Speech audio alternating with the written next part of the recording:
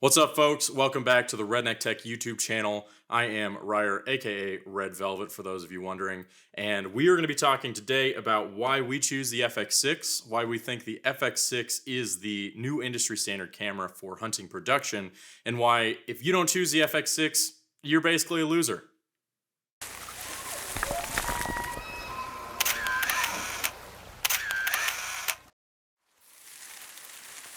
Alright folks, so like I said, we're going to be talking about the Sony FX6. We've been running this bad boy for about 2 years, and in our opinion, it is the industry standard camera if you're going to be filming hunting productions, specifically high production value hunting productions. Now, if you're just filming for yourself, if you're kind of filming on a lower budget, this may not be the camera for you. But if you're filming for clients, if you're making TV shows, if you're doing brand work, or you just want something to make really nice images, we think this is the new industry standard, and I'm gonna go through a few reasons why. So before we get started, there's two things I wanna know. First of all, this isn't a comprehensive technical review of the FX6. If you really want to nerd out on stats and all the technical specs of this camera, there's people on YouTube who have done very lengthy reviews and talked about that stuff. We're going to link a couple videos below that helped us when we were first starting to learn this camera, and if that's something you're interested in, definitely go check those guys out. I'm going to be talking specifically about some of the technical specs that caused us to choose this camera and the things that we use day in and day out producing hunting shows and brand content in the outdoor industry. The other thing that I want to note is that at the end of the day, a camera is just a tool, and you got to pick the right tool for the job, and budget and money is always a consideration. So there's a lot of cameras that can get the job done. We personally chose this one. I'm going to tell you why, but at the end of the day, pick a camera that works best for you. All right, so first things first, how much does this sucker cost? Well, it's going to hit your bank account at about $6,000, which honestly, all things considered, is not a horrible price.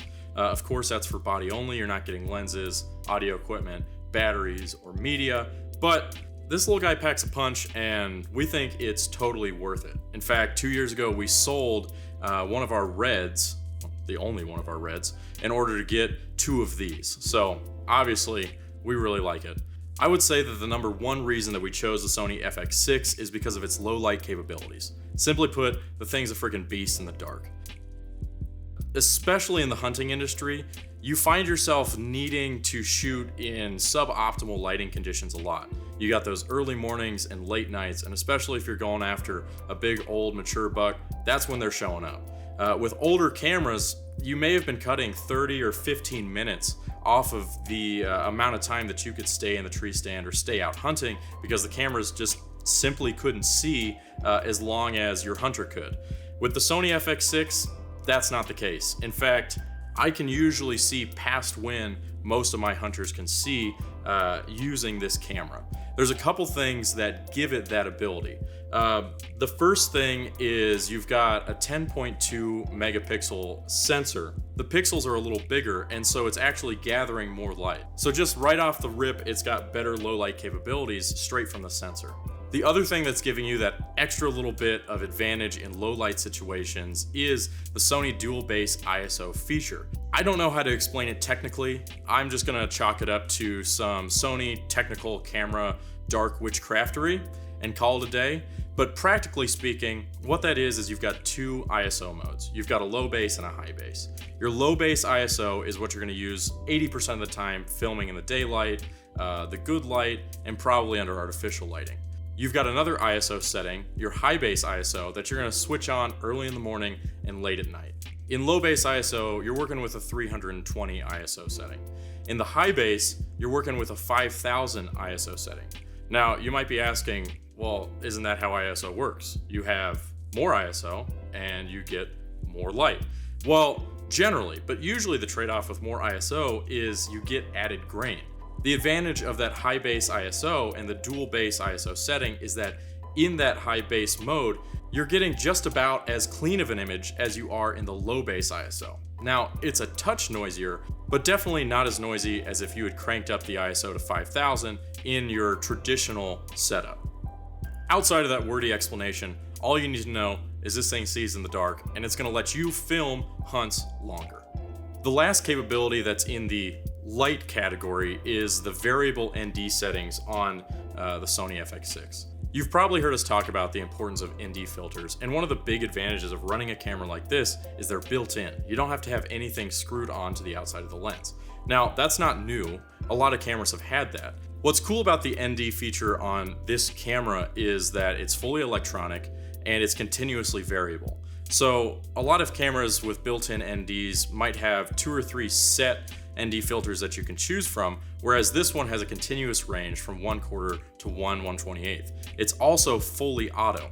So what that allows you to do is basically dial in your ND filter exactly as precisely as you want it to, which allows you to set all of your other exposure parameters and then use the ND to correct for too much or too little light. We find ourselves using that a lot.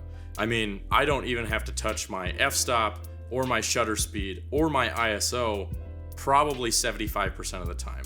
I'm doing a majority of my exposure adjustments using that variable ND, and I gotta say, it's really nice. So the next set of reasons that we chose the FX6 is basically the image specs. You're getting a full frame 4K sensor with the ability to shoot 4K in 120p as well as 10-bit 422 color. That sounds like a lot of numbers, and it is, but all you really need to know is that you have the ability to record in 4K, you can record slow motion at 120 frames a second, and you're not making any concessions with image quality in order to do that. More and more these days, shooting in 4K is basically industry standard. So if you're gonna do work professionally, it's important to have a camera that can handle it, and you don't have to make any concessions with image quality when you do. So the third reason that we chose the Sony FX6 is because of the new color science that they're trickling down from the Sony Venice and the Sony FX9. It's called S-Cinetone. There's a lot of white paper documents that you can read explaining exactly what S-Cinetone is, but at the heart of it, it's basically delivery-ready color. Now, usually you either have to pick Rec. 709 or a log profile to shoot in. The advantage of Rec. 709 is that you can hand it straight to your client. The disadvantage is it's a little bit more compressed, and you're losing some of the nuances that you might like to have when color grading. The advantages of shooting in a log profile is that you're preserving a lot more information so that you can make a better grade. The problem with S-Log is that if you don't have enough time, you don't have enough budget, or you don't have enough skill, it can kind of be a pain in the butt. So basically what Sony did is they kind of gave you an in-between. S-Cinetone lives in the Rec. 709 color space, so it's ready to deliver, and it looks nice right out of the camera, so you don't have to touch it. On an additional personal note, I keep seeing footage out in the wild in edited videos that's clearly shot in a log profile and not graded. If you're doing that, stop doing that. That's not what log is for. Either grade the log or shoot in Rec. 709. I saw it on the news. I've seen it in professional video formats. You don't have to do it anymore. The Sony FX6 frees you from this burden. Just shoot in Cinetone. Deliver it. Call it a day. Don't just shoot an S-Log to say you shoot an S-Log. Please. For the love of God. So, all ranting aside, the fourth reason that we picked the Sony FX6 is because of the form factor. It's really small and it's really light. The body only is weighing in at less than 2 pounds, I think 1.96 exactly, and as you can see, the body is tiny. The form factor of this camera wasn't something that I truly appreciated until it was in my hands. Simply put, it stays out of the way. It's super small, which makes it A, easier to pack. 2, I found that I can disassemble the entire thing and put it in my backpack in the scenario that I may be on a very physically difficult hunt in New Mexico, and the guy that we're filming makes us crawl both up and down solid rock faces that you would traditionally need rock climbing gear. I'm looking at you, Chris. You know what you did. I feel a little bit bad for my two cameramen, Ryer and Clay, who don't get to scale these hills as often as I do. Call me Han Solo. This place.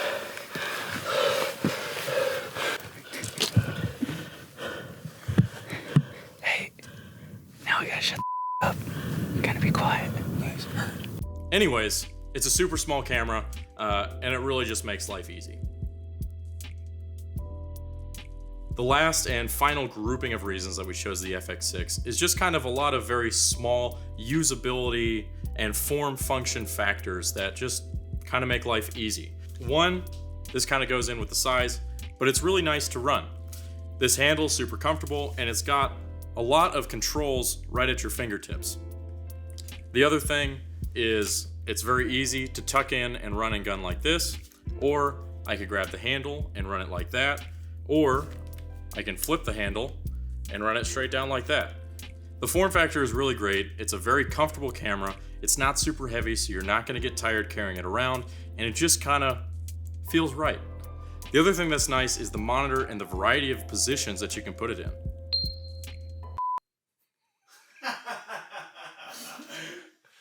I don't know if we use that one. We'll leave it in there and see if Caleb likes it. It's got mounting points all along the handle, and you can see, you can basically turn it whichever way you want it to go. You may not think that that's super important. You may think, oh, I'm just gonna run it right here all the time. But over and over again, I find using unconventional angles to view the screen has come in handy. Let's say I'm filming in a blind and I can't really sit behind it just like that. Well, I can sit directly beside it, turn my monitor to almost flush with the camera body, and be able to look at it the entire time. I can also take this monitor and put it on one of these rear mounts and do the same thing. Basically, the monitor has a ton of positions that you can put it in, so it doesn't really matter what kind of claustrophobic, half-thought-through spot that your hunter puts you in, you can still put this monitor somewhere you can see it. The other cool thing about this camera is it's got really nice autofocus.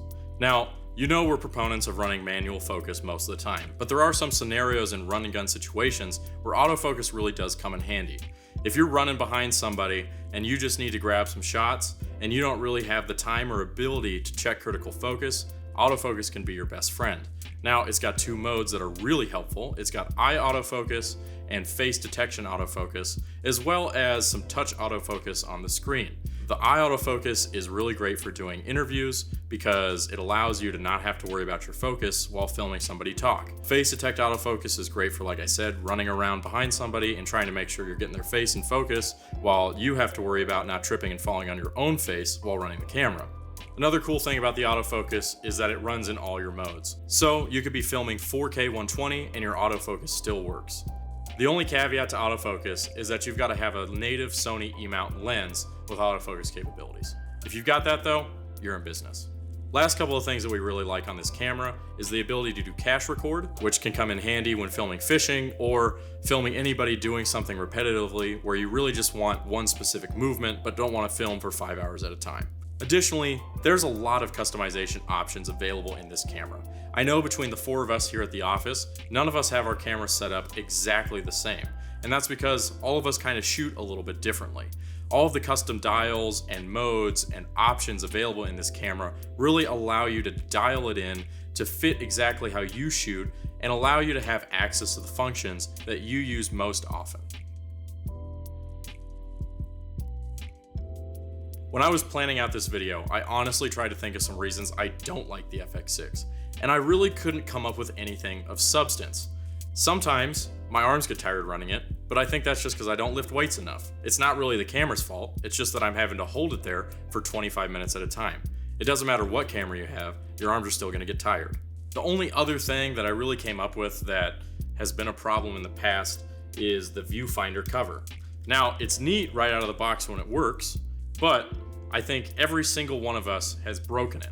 I've got Luco tape, I don't know if you can see that, holding my monitor loop cover together. They're kind of flimsy, but at the same time, we're beating the crap out of our cameras, so if this is the only thing that's breaking, honestly, that's not too bad of a trade.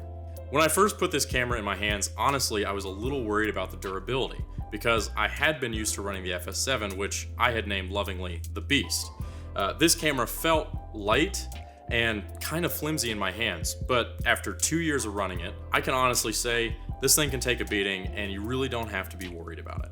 If I haven't broken it and Caleb hasn't broken it, you're gonna have to try really hard to break this thing. So I think that points to it being a pretty durable camera. So if you've made it this far in the video, here are my final thoughts. This is a crazy capable camera, and the price tag honestly isn't too bad for what you're getting. If you're somebody looking to upgrade your kit and you're a video focused shooter, especially if you're making work for clients, I'd say this is the camera that you want to pick up. We've been running it for 2 years, and I can honestly say I'm excited to run it for another season. As always, if you've got any questions, comments, or I guess concerns, you can put them in the comment section below. You can also email us if you're 75 years old, or if you're youthful and full of energy, you can go to our Instagram, Redneck Tech Podcast, get a hold of us there, see some additional content, and I guess do whatever the young people do on Instagram these days. But with that, I'm out. I'm kind of hungry. I need some snacks, and I got stuff to do. So, see y'all. Peace.